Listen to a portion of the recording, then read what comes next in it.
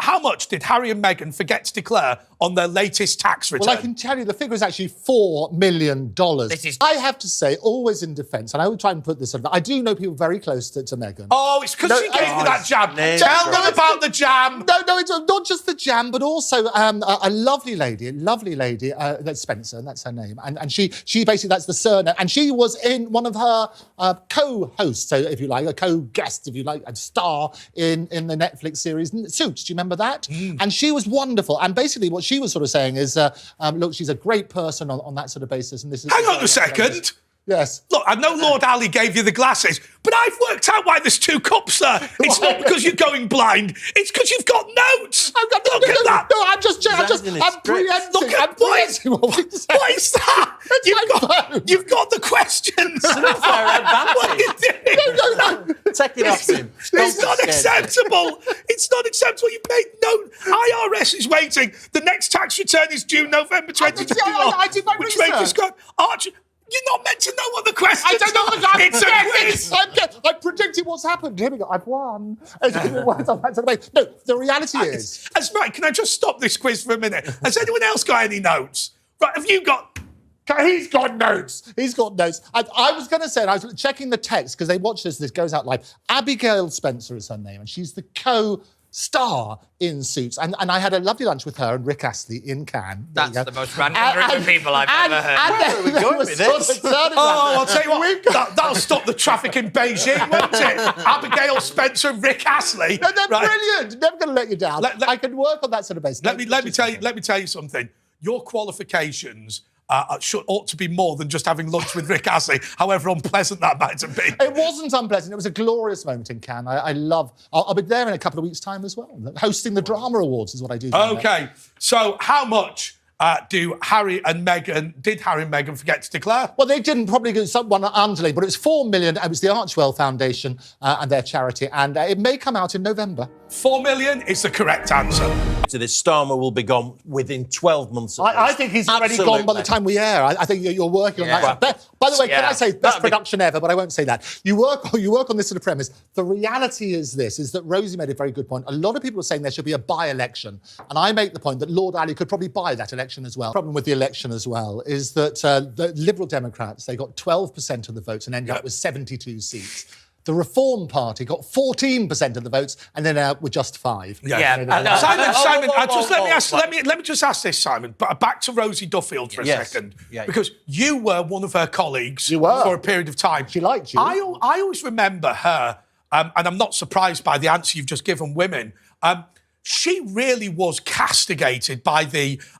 Well, I wouldn't call it the Labour Party, the Islington elite, for her views that women cannot have penises. Exactly. Now, presumably, you're in the same boat as her. How bad was that bullying of Rosie Duffield? Oh, no, absolutely. And she was completely neglected by the leadership. They let her get attacked left, right and centre. And Starmer himself struggled to define what a woman was. So clearly wasn't on her side. He was on the side of those that were bullying You know what a woman is. That's been one of your big problems. Absolutely.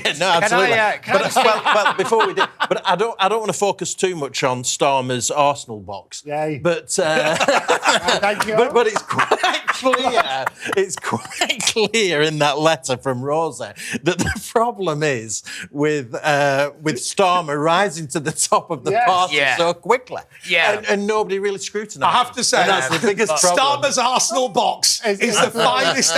And let's be clear, the censors can't complain because it is. It will forever haunt Keir Starmer, however, when they ask him, women can't have penises, and his response was, well, they can have mine. And I think Anyway, we are going to have to move on because otherwise we're going to end up in court. Labour is preparing to stop prosecutions for people who don't pay what? It is the TV licence. No. Oh, I thought it was for Arsenal tickets. Oh, well, yeah. Actually, I think it's who don't pay for anything. Seems to be the thing, don't pay for glasses. Now, let's be clear. Come on. Yeah, I'm calling Eborn did not pay for those glasses. I didn't. I won't take them off. But you're working on that sort of basis. These were given to me as I came in here. They said, that's what Starmer says. Too horrifying for even the audience that woke. So another freebie. No, and they want to review the gender disparities and all this stuff. It is... So just to be clear, on what this is about women, because people think, well, how women... So, when they prosecute... Actually, Andrew can help us with this, because it is a legal thing. Thank you. When they prosecute, it is the person that opens the door that they prosecute.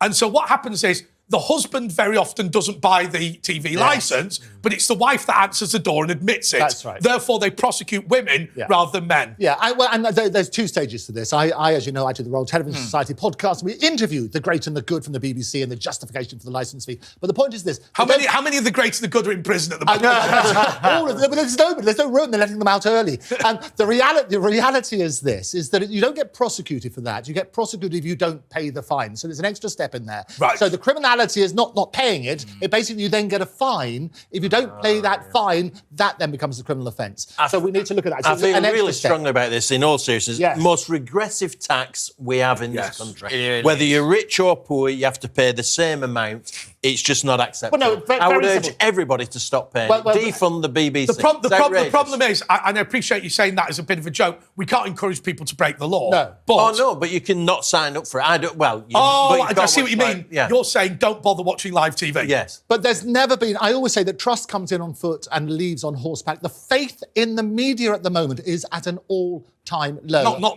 this show. Not this channel. This channel. Don't.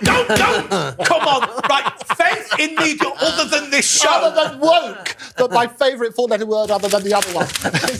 It's got to be... I hate you. The reality is this, however... And I'll lend you those glasses. You did. These are yours. They're so fit. The reality is this. We need an independent media who can hold people's feet to the fire. Whether the BBC is independent or not is a different question, but we do need media that holds people's feet to the fire. That has to be financed somewhere. So the question is not, do we need the licence fee? The question is, do we need the BBC?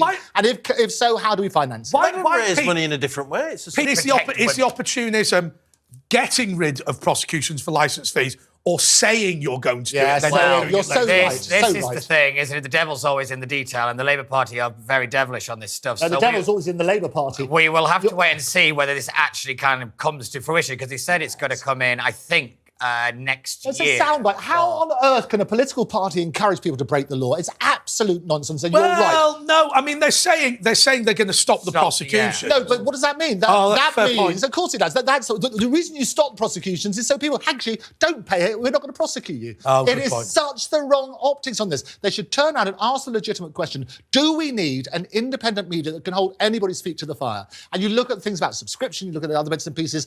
They turned around, they did a survey on this, and they basically said that it's the least worst option is the licence fee, because otherwise the BBC will not be financed. Now, of course, they've got questions to answer about independence, about how they deal with them. I don't agree with that at all. They should get rid of the licence fee. And how will it get funded? Well, they can...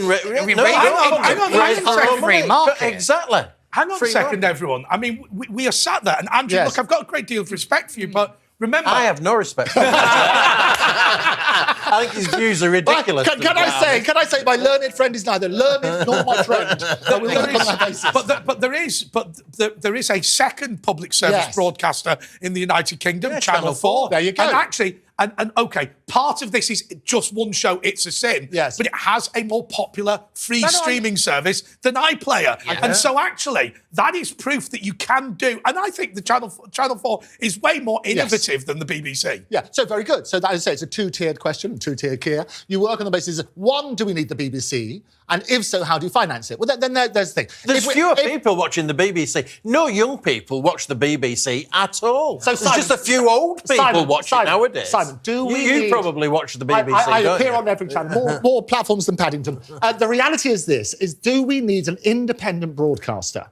No. Are you saying the BBC is independent? I am saying, do we need one? Biased, subjective broadcaster. Do we need I'll go a step further. Do you think one is possible? Given individual bias. But it's more possible if it's not dependent on advertising, it's not dependent on subscriptions. Oh, God.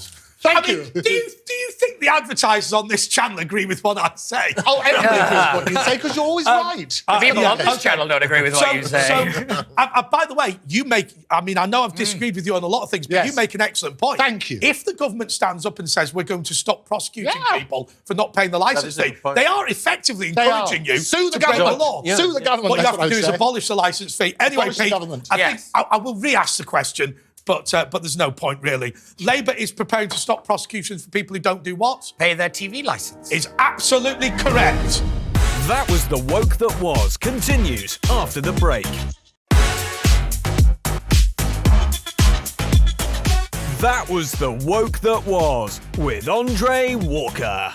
Andrew, the Ministry of Justice has apologised for accidentally releasing how many prisoners? Well, I reckon it's less than Heinz 57. I reckon it's 37 prisoners. 37. 37. It's basically 37 plus VAT. You work on that basis. And it was done by mistake. They need to get rid of people early.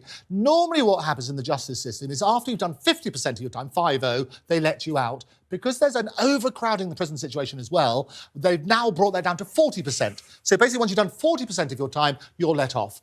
What's happened, because of the old justice system, some people were convicted and sentenced under an old law. 37 people have been let out incorrectly. Talking to David Shipley, who produced Brexit the movie and was later convicted of fraud. The two things are unrelated. But he said it's not uncommon in Wandsworth Prison, where he was, for them to be told they have to release John Jones and then release the wrong John Jones. Yeah, well, I'm not surprised. Too many John Joneses in prison, but not that one, defamation laws. You had to be so careful. And the reality is that, of course, errors are going to happen. But actually, you think of how big the population is. 37 is not that many. Of course, errors are going to happen, Pete. My favourite story is the fraudster. And if you don't believe this, you can Google it because it's true. He set up www.court-service.org.uk, whereas it's court-service.gov.uk, sent an email to the governor of Wandsworth Prison to have himself released. He got a little smartphone in the prison, established the website, and then emailed in. Still out and about. They're waiting for the guests in the studio. They're coming on later. The reality is this, however, you talk about fraud. AI now can basically imitate people. And you see these things on these Zoom calls where you can basically get somebody's face and their voice and you can fake that and you can totally be fooled by it. So, as you know, I speak around the world as a futurist, back to the futurist. And thank you. Well, do you remember that TV show in the 80s? My mum, who's a nurse. Oh, God. Oh, we don't have to listen to that again. But it's really dangerous. So now, and there's some companies, so they've had the CEO on a Zoom call saying, you release all this money, and it was fake. And a lot of money is basically lost as a result of these AI characters appearing. So you're going to get more and more people released, just as you said about that funny little website. The reality is exactly that. Well, hello. It's an AI Andrew Eborn. He said, have you heard that I'm a barrister and futurist? Yes, you've mentioned it before, Andrew. I will put the AI into Britain. I love it. It's got to be good. OK, so what is the number of prisoners that were accepted? 37 is the number of prisoners. 37, which you described as low and I describe as high, but it's correct. Right. However, for the politics of this, it has sank her chances as leader. She's already... Do you think so? 100%. If you look wait till the revelations that come out about the others. But it was a really weird conference. There was a bit of a Rishi loving at one point. Really? Oh, his speech was fantastic, wasn't it? It was actually not. I was live on air. bad. They cut away from me when he went to Lisbon. The clever people are those who get the sultans of spin around them, the PR agents. Because I can tell you, I know lots of agents who are always asking me to put them in touch with former politicians or former MPs, because they are brilliant fodder for TV shows. They're brilliant fodder for basically presenting a lot of programmes. If they're eloquent and so on and so forth, and controversial, that's what you need. So you need a PR machine around you. And so the reality is, you look at Boris, fantastic. Look at Tony Blair, the millions that they reckon Boris is the first person to reduce his earnings potential by being Prime Minister. Oh, no, he did. And actually, there are probably a few of them. Most people, as you come from business, Sunak would have been the same. No. He didn't what I take mean salary. is after he left office. Oh, right. So Boris, having been former Foreign Secretary and former Mayor of London, commanded a huge amount, but having been the Prime Minister during Partygate and whatever, has reduced it. That was The Woke That Was. Continues after the break. That was The Woke That Was with Andre Walker.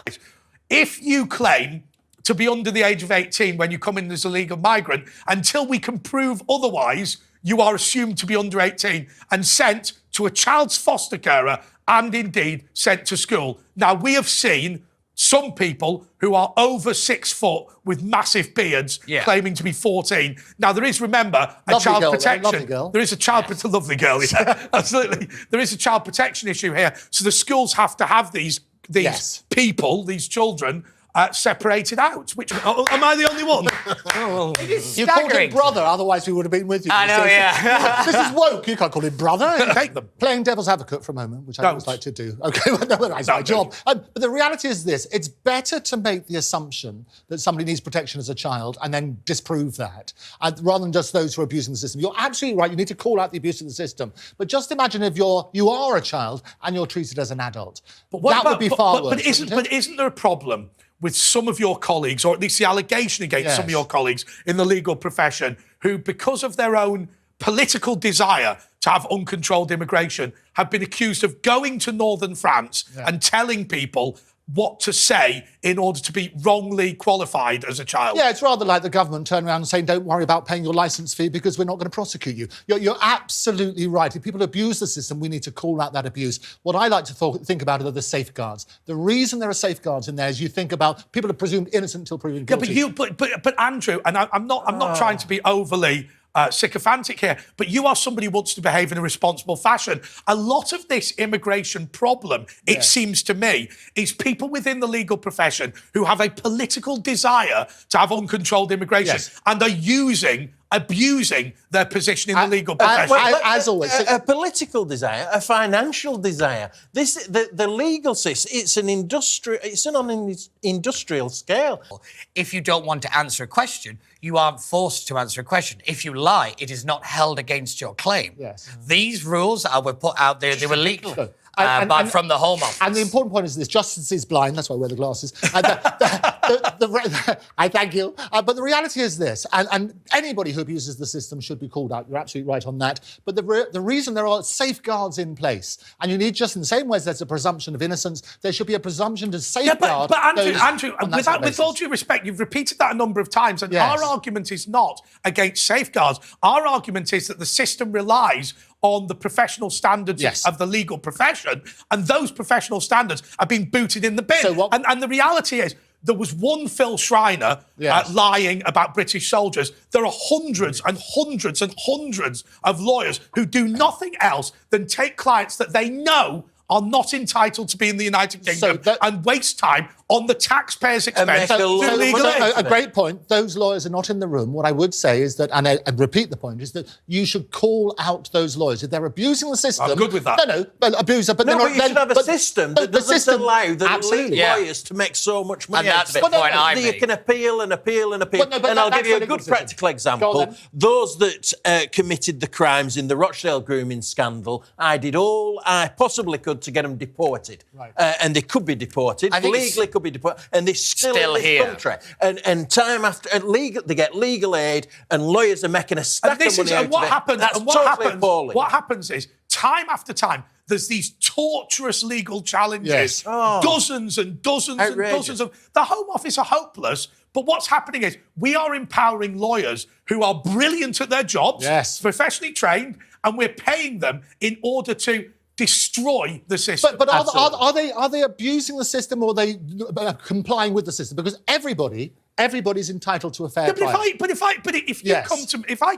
Imagine now I'm accused of murder, and you sit there and you go, right, we're not going to mount a sensible defence. What we're going to do is we're going to file as many motions to the court as possible, come up with as many loopholes as possible to avoid the question ever being asked. Let me be very... Because we're not saying that the case is being heard properly. Yes. We're being told that the case is being derailed by torturous and vexatious claims. It's a perfect opportunity to clarify this, because so many people get it wrong. Lawyers can never lie to the court. So if you tell me that you've been convicted of murder, I cannot say my client is innocent. That's not the point. Everybody's assumed to be innocent until proven guilty. It's up to the prosecution to prove that. So what happens in these cases, that's what happens. It normally falls down on a technicality and so on and so forth. So what happens is the Home Office gets timed out because of 43 challenges. Technically, the Home Office doesn't get timed up. 9 times out of 10, the Home Office forget to send a lawyer. This has happened multiple times. I have never lost a case. Never lost a case. Yeah, but that's because you haven't done any. That's true. I googled Andrew Eborn Barrister. It's very thin on the ground. So I do intellectual property. So it's a different sort of thing. It's making people lots of money in that space. No, the reality is this. Most criminal cases, when they are let off or found not guilty, it's because of a technicality. That tends to be what happens. If people don't follow those rules, then they will get off accordingly. The reality is this, is you should follow those rules. Those rules are in place so ensure there's protection. It's not, you can't lie to the court. Okay, well, look, Andrew inevitably was going to defend the legal profession, and I am just joshing with him. I know that he works in intellectual property, and that is not a common thing to end up in court. But okay, Pete, so how many illegal migrants are there? Don't look at your phone. Don't look at your phone. I've been awake for a very long time. It is 1,371. It's not. It's 1,317. Now, let's just be clear. There have been allegations made against this quiz. It's not as competitive as perhaps he presents the public. But I'd like to say that Peter's now got a question there you wrong. go. It's between me and you. Can I just remind everybody at the beginning that I made a prediction? There we go. Thank you very much. He's holding up a copy of The Sun saying, I've won. Okay, so I can't believe you got it wrong. You read it out wrong. I'm so tired. You have no idea how much of a stress it was to get here on time. That was The Woke That Was. Continues after the break. That was The Woke That Was with Andre Walker. The University of Greenwich has banned which words because they could be offensive? Well, I'll tell you what it is. It's husband and wife. And these sort of terms, it's rather like...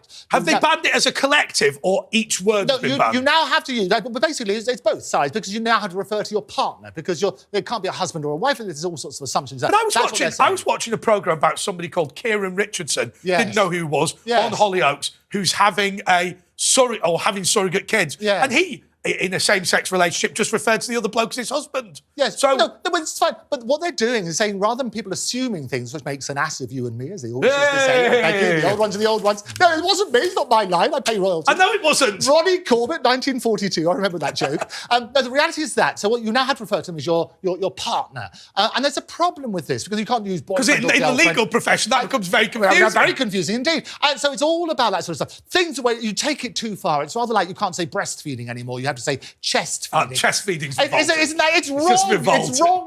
It's wrong. You've got to work on that sort of basis. So this is where they've gone. The University of Greenwich, they don't want to upset anybody. So what they've done, they've abolished the right to people who are husband and wife. And you can't say there's a jolly good chap or any and that sort of stuff. One good thing about the University of Greenwich, when you graduate, the graduation ceremony is in the painted hall of, the Naval College. A friend of mine runs it. It is glorious.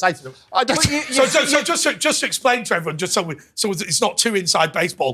There used to be a naval college in Greenwich. The University of Greenwich has taken over the college, and it is unbelievable, that place. It is stunning, and it's been restored. That fantastic. I would recommend everybody goes to the painted hall. Well, not if you've got a wife or a husband. You can't have a wife or a husband. You can have a partner. But you said they've done it so that they don't upset anybody. But they've upset a load of people by doing it. That's the reality. That's the great irony. These things often upset more people than they actually appease. It's tyranny of the minority every single time. Did Keir Starmer and Victoria Starmer use these titles? I think he calls her my lady.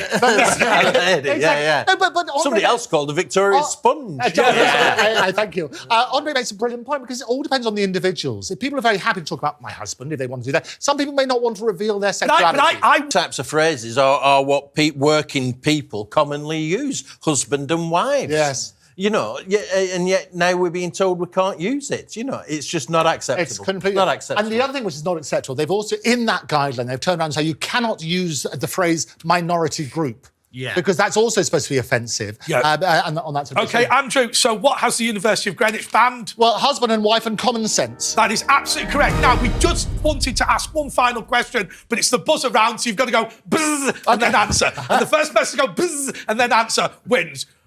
In his new book, Boris Johnson has revealed that he planned to invade Holland. The Netherlands. Oh, right.